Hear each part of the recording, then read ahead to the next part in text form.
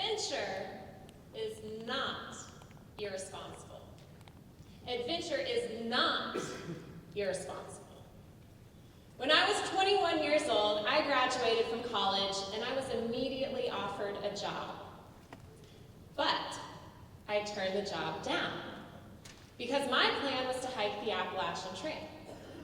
And when I told my would-be employer of that decision, he looked at me and he said, "You need to seriously think about what it is that you're running away from." Running away?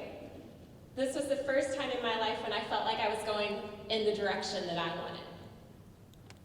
It seems to me that our culture, our society, has forgotten the value of a journey. Historically, youths were encouraged to take journeys, or walkabouts, or a pilgrimage. It was seen as a transition into adulthood. But nowadays, our society is so fast-paced that we jump from one thing to the next without pause, without preparation, and without reflection. The truth is, when I was 21 years old, I had no clue who I was or what I wanted to do. And instead of starting a job I knew I wouldn't like, or sinking 80 grand into a master's degree that I might not use, I decided to take some time and go try to find some answers. And I went looking for those answers on the Appalachian Trail. The Appalachian Trail is a 2,185-mile footpath that spans through 14 states between Georgia and Maine. And each year, about 2,500 people will go out and try to complete the entire trail. Now, of the folks who start, only 25% will finish. I wanted to be one of the 25%. I wanted to finish. But somehow, I neglected to learn how to backpack before starting the trail. In my 21-year-old brain, I figured that hiking was technically just walking, so how hard could it be? I learned very quickly that hiking was the hardest thing I had ever done. I mean, walking up mountains all day with blisters on your feet and a heavy pack on your shoulders is not only exhausting, it's demoralizing. But after several weeks, I made it up to the Smoky Mountain National Park, and I was excited to be there because I knew that the Smoky Mountain National Park was actually the most visited national park in the entire country. So I figured if all those folks were going to the Smokies, there must be something worth seeing. And I hoped for great views and wildflowers and maybe even wildlife from a distance. But instead, the entire time I was walking through the park, it was like I was stuck in a gray cloud. It was foggy, it was misty, it was rainy, and my last night inside the park, I was camped at a 3-sided wooden trail shelter. And I went to bed listening to the sound of rain fall on the shelter roof. Now the next morning when I woke up, the first thought that went through my head is, "Oh, yes, I don't hear the rain, it must have stopped." And then I looked outside. Snow. 6 inches had already accumulated on the ground, and it was coming down in blizzard-like conditions. I didn't have what I needed to be stuck in the Smokies in a blizzard. I had to get out of the park. Based on my guidebook, if I could go 18 more miles, I would get to a road where there was a hiker hostel and I would be safe. So immediately I started to pack up, and when I saw my shoes, I discovered that the laces were covered in ice. I couldn't tie or untie them, so eventually I stomped them on, threw on my pack, and then started down the trail. Now, hiking is difficult, we've established that, but hiking the Appalachian Trail in a snowstorm is nearly impossible. Not only are you willing your way through the wind currents and snow drifts, but the entire time you're looking for a camouflaged trail marker. You see, the entire 2,000+ mile trail is marked with one symbol, a white rectangle. So there I am in a blizzard, looking for 2 by 6 inch painted white blazes on trees that are covered in snow. But at least most of the time, the trail was in the forest. And in the forest, the trees kind of protected me from the wind and the precipitation. Then the trail left the forest, and I went out on an exposed ridgeline. And as soon as I left the tree cover, I felt the wind and the wintry nicks hitting my face, and it burned. Instinctually, I ducked my head, I closed my left eye, and I kept going as quickly as I could to get back in the forest. But when I made it there, I lifted my head, and something was wrong. I couldn't open my eye. It had literally frozen shut. And I had to stand there and pick icicles off of my eyelashes. I had to wipe frozen crust from the corner of my eye until I could once again lift my eyelid, regain my sight, and keep hiking down the mountain. Now, after a very long day with several wrong turns, I made it to the hiker hostel. I was safe. But that day, I learned what it felt like to be utterly lost and confused. I also learned that it doesn't matter how hard you try, it doesn't matter how much energy you put forth if you are headed in the wrong direction. Hiking through the Smokies in a blizzard with one eye frozen shut taught me that I needed vision and I wanted direction on and off the trail. On the AT, I had maps and blazes to show me the way, but off the trail, I learned how to implement short and long-term goals into my life and into my career. And when I'm working towards those goals, I almost always need help from other people. Thankfully, the Appalachian Trail taught me a lot about working with other people. You see, when you're out there hiking, you're going to meet folks who are all different ages. They have different backgrounds, different beliefs. In fact, as far as age is concerned, the youngest person ever to do the trail all at once was just a 5-year-old boy. On the other hand, the oldest person to complete the trail all at once was an 83-year-old. But within that range, the two main groups on the trail are folks right out of college and then individuals who have recently retired. Because those are the two times in life where you can go and take a 6-month hike. But I think it's more than just that. You see, adventure allows the young to feel competent. It teaches them the value of commitment. On the other hand, adventure allows the more mature members of society to feel capable. And it teaches them to remain flexible. It doesn't matter how old you are, you're never too young to set goals, and you're never too old to dream dreams. When I was out on the trail, I was relieved to meet other people my age and realize that they didn't have it all figured out either.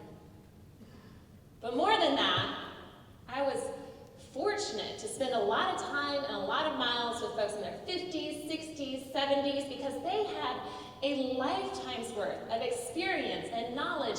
And on the trail, they had time to share their stories. The trail doesn't teach you to be a good listener. The trail forces you to be a good listener. Because without distractions, without homework, work commitments, TVs in the background, music blaring, cell phones going off, you get to know people really well, really quickly. And it occurred to me that everyone I met knew something that I didn't know and could do something that I couldn't do. Spending time with other people was a way of investing in myself. However, I will say, there was one time in Virginia when I met another hiker, and he was a young man around my age, and we walked and talked and had a really interesting conversation, but by the end of the day, I was prepared to head off on my own. And I used all my usual partying methods, but nothing seemed to work. It became very clear very quickly that this guy really wanted to hike with me. And being the good Southerner, I did not want to be direct, and I definitely didn't want to hurt his feelings, so I decided I'd give him some hints or clues about how I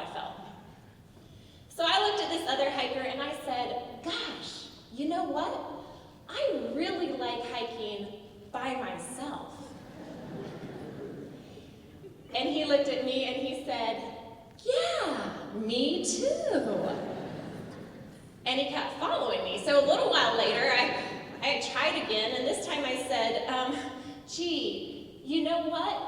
I am so glad that I don't have a hiking partner.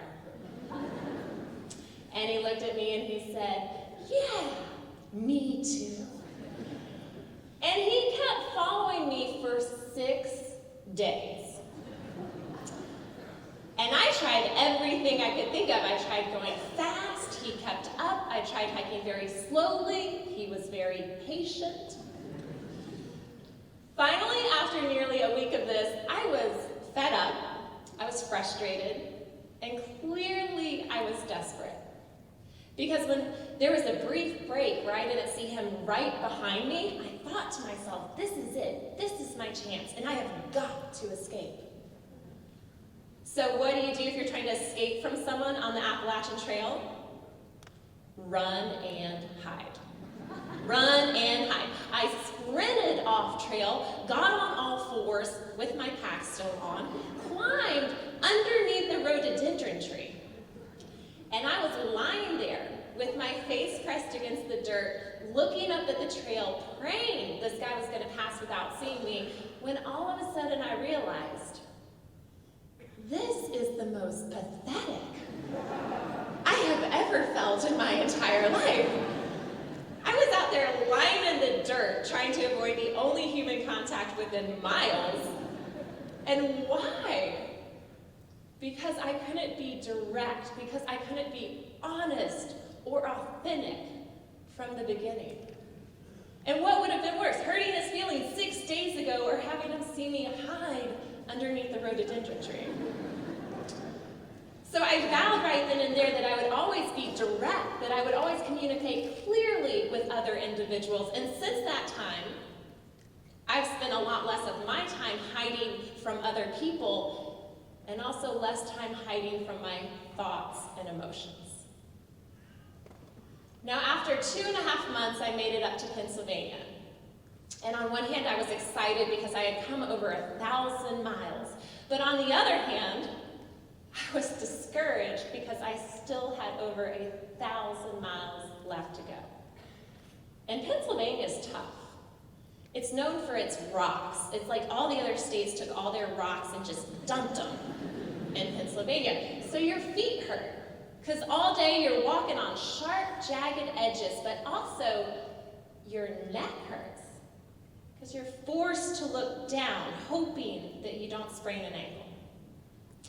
When I was in Pennsylvania, I told myself, things will get easier when you get out of the rocks. Things will get better when you get farther north. Then I got up to Massachusetts, and up until Massachusetts, I had only gotten 2 bug bites the entire trip. My first day in MA, I got 137 mosquito bites.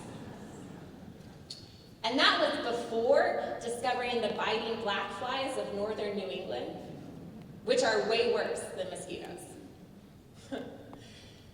Honestly, it took until Vermont.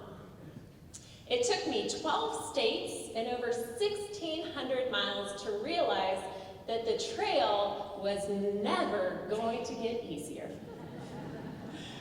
The trail was innately difficult, and Mother Nature didn't owe me anything. The only thing I could change, the only thing I could control was myself. I couldn't change my environment, but I could control my response. And when I realized that, the trail did not get any easier, but I started to enjoy it a whole lot more. And after 5 months, I made it to the last mountain. And when I got there, I was a completely different person, but I liked the woman at the end a heck of a lot more than the girl who had started. Because of the trail, I now valued simplicity. I mean, I knew I could be happy and content with just the items I carried in a pack on my back. I now valued quality relationships. The trail was the first environment I had been a part of where the people who were the closest to me were extremely different from me. And that made life really fun and really interesting. But surprisingly, and I'm going to say surprisingly, because when I started the trail, I was terrified that I was going to be bored and lonely.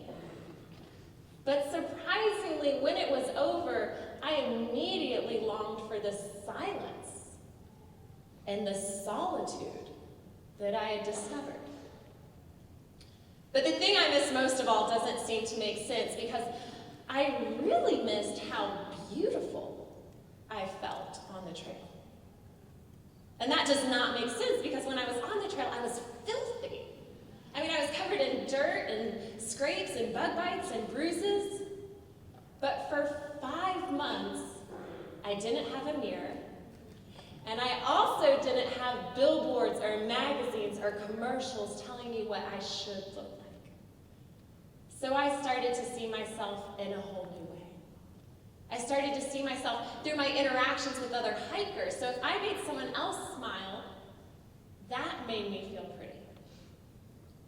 And growing up, I had always thought that nature was beautiful. But I had never seen myself as a part of nature. I had never seen myself as a part of all that beauty until I hiked the trail. And after walking over 2,000 miles, after hiking through 14 states, you better believe that I based my self-worth a whole lot less on how I looked and a whole lot more on what I could do. And the trail made me realize that I could do so much more than I once thought was possible. We can all do so much more than what we think is possible. Adventure is healthy. It's healthy for your hearts and your minds. Adventure is also an education.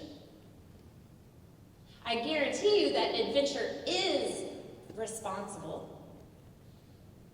And the good news is, adventure is waiting. Thank you.